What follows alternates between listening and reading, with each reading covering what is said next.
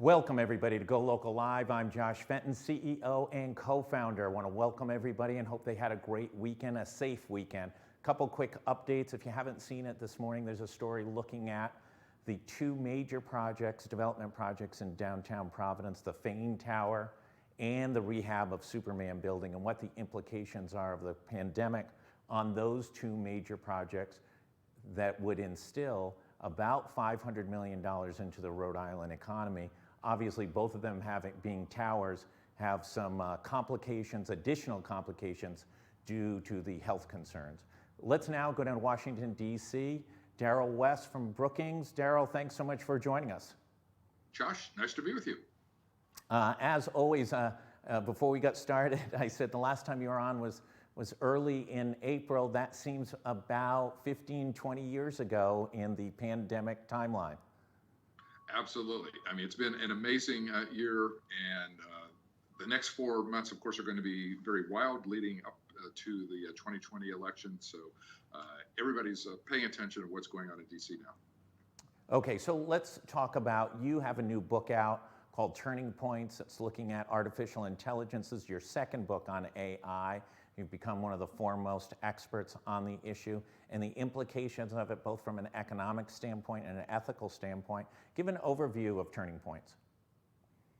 I mean, this is a book written with Brooking's president, John Allen. So we view AI as the transformative technology of our time. It's being deployed in healthcare, education, transportation, e-commerce, and national defense. There are a lot of people who are worried about AI. They remember the Hollywood Terminator movies and worry that humans are going to end up being enslaved by the technology. We argue that there are a number of possible benefits as well as some risks. We entitled the book Turning Point because we basically say we are at a turning point with this technology. It could go in a good or in a bad way.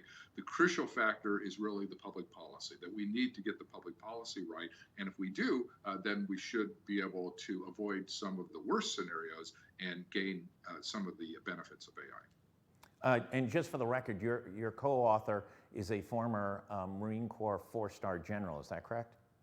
Absolutely. Yeah, John Allen ran the Afghanistan effort under Obama. What I hadn't realized before I met John was how the Defense Department is a big tech innovator. So John himself is very into AI and other emerging technologies. Used a lot when he was in the military, brought that interest to Brookings. And so we were able to blend his knowledge on the military and defense side with some of the work we have done on AI in healthcare and education. So let's dig into it. In your first book, you had obviously looked at what the potential economic implications are to the workforce. Both the work that you've done at Brookings as well as McKinsey and others have forewarned that there could be a massive displacement of a number of workers in a number of wide sweeping, including white collar jobs those jobs could just be obliterated. Add on a pandemic, massive unemployment, everyone's rethinking their business model, whether or not they're even going to have an office. What did you learn in developing this book?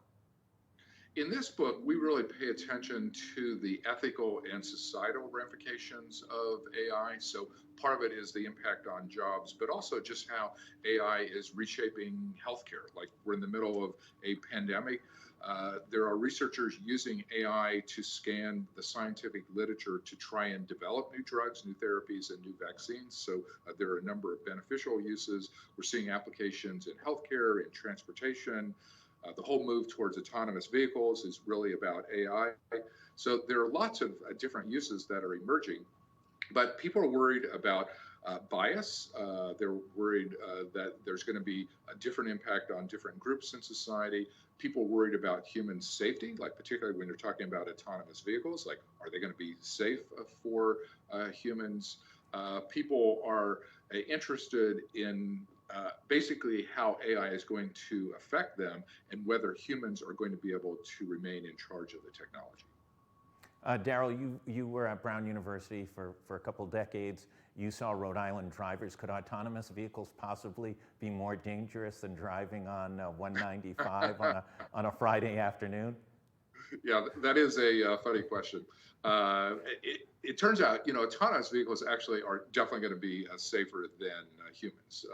90% of the highway fatalities involve human error of one sort or another, driving, distracted driving, and so on.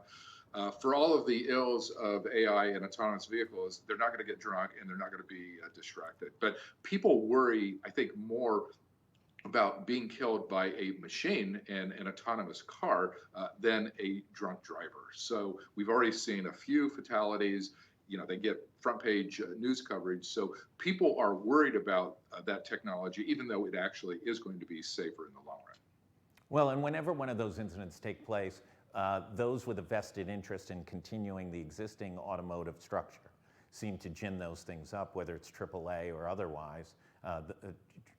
Autonomous vehicles are not the friends of many of those people in the auto industry that's already taking its hits from ride sharing and other factors.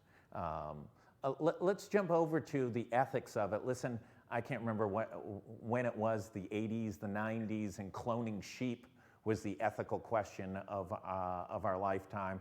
Where are we in the development of an umbrella to guide us through the development of AI from an ethics standpoint?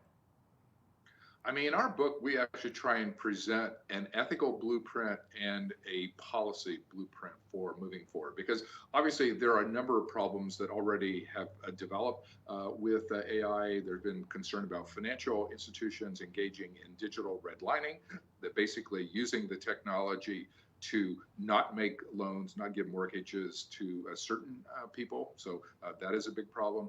There's a transparency problem, like people don't understand AI, how it operates, how it ends up making decisions. And so what we argue in the book is there are a bunch of rules in the brick and mortar world that we need to bring over into the digital world. For example, the bias question, like we have a lot of anti-bias regulations, a lot of anti-discrimination laws. We need to start adapting them and applying them to this digital space so that banks cannot use AI software to discriminate unfairly. So there are a number of common sense ways that we can move forward and avoid these types of problems. We try and present very concrete steps that we can undertake to make sure that we avoid some of the more obvious problems of these types of software. It would seem unfair that banks who are always so good at redlining have even additional advantages in AI technology. Let's jump over to technology and our present day government's ability to regulate it. I think all of us were shocked when Mark Zuckerberg appeared before Congress, especially the Senate committee, who had him and probed a number of issues, I want to say 2 years ago in the spring, and the complete lack of understanding of those members of Congress into how technology functions, social media, et cetera. I think it was one of the reporters from AP, might have been Steve, who once freelanced for GoLocal, was tweeting the age of each of the members of the Senate as they began to ask their questions. And the average age on that committee was nearly 80 years of age. We seem unable right now to regulate Facebook, Twitter, et cetera. How are we going to be able to take on such a complex issue as artificial intelligence? I mean, it certainly is a major challenge, and you're right, the government does not have a good record of either making policies in this area or developing regulations. But it's vital that we do this in the sense that, if you look at the history of new technologies, there always have been problems with every new technology. And basically, the government develops guardrails to kind of deal with the most obvious problems. We need to do exactly the same thing with AI and other emerging technologies. In the book, we talk about the need for government agencies to develop advisory panels so that they can bring together experts both from the public sector as well as the private sector to advise the policymakers. The Defense Department already has done this. They had a major task force that made some recommendations last year on how to move forward with a technology in the defense area. We need to do exactly the same thing in the domestic space so that we have smart regulation that helps us get the benefits of the technology while avoiding the pitfalls. Obviously, this book should be read by congressional staffers, folks at the Justice Department. Who else should be reading Turning Points? Well, the general public is actually very afraid of AI. Like everybody's heard the term, but nobody really understands it. And so we think that anybody who's really interested in the future of technology would benefit from reading this book.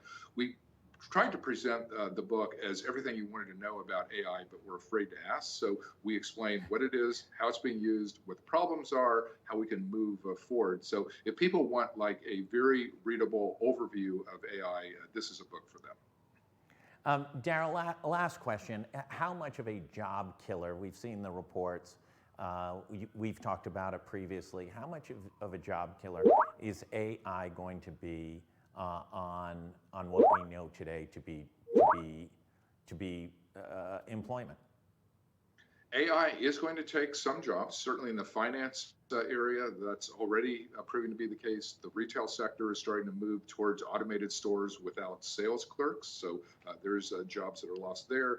If autonomous vehicles come in, taxi drivers and ride-sharing service drivers are going to be at risk. But AI is also going to create new jobs. The concern that I have is the mismatch problem, that there are going to be new jobs created, but they need higher level skills that many people don't have right now. And so we need to be putting more money into job retraining, into workforce development programs, so that when the new jobs get created, there are people who actually have the skills to take advantage of those new positions. Darrell West, Brookings, as always, on the cutting edge of what's going on.